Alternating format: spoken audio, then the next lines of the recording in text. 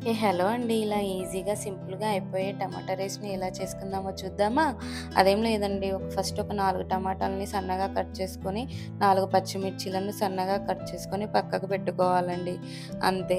Next gas stove on చేసుకొని, దానిపై కడాయి పెట్టుకొని, అందులో కొంచెం ఆయిల్ వేసుకొని, అది కొంచెం వేడెక్కాక మీ దగ్గరున్న పోపు దినుసులు ఏమైనా ఉంటే వేసుకోవాలండి. నేను మాత్రం ఇక్కడ అంతగా ఏమెయలేదండి.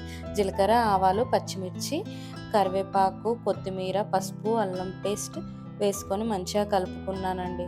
అంతే. దాని తర్వాత నా దగ్గర ఉన్న 4 టమాటా ముక్కల్ని కట్ చేసుకొని అందులో వేసుకొని దాంట్లో ఉప్పు వేసి ఒక 10 మినిట్స్ అలాగే లిడ్ పెట్టుకొని ఉంచుకున్నానండి.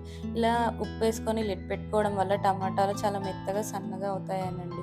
అలా సన్నగా, మెత్తగా అయ్యాక దాంట్లోకి తగినంత ఉప్పు, కారం, ధనియాల పొడి, గరం మసాలా వేసుకొని మంచిగా కలుపుకోవాలండి.